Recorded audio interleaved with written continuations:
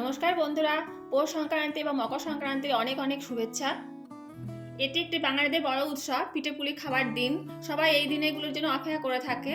সবাই কম বেশি কিছু না কিছু পিঠে করেই থাকে। আমিও কিছু পিঠে করেছি। যে পিঠেগুলো আমি করেছি সেগুলোই তোমাদের সাথে শেয়ার করলাম।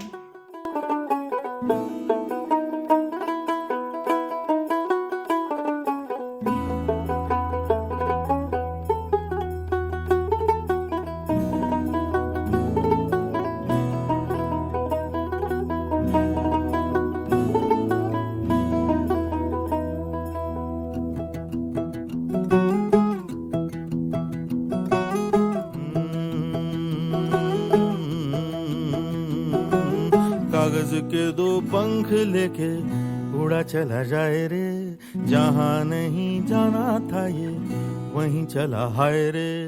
उम्र का ये ताना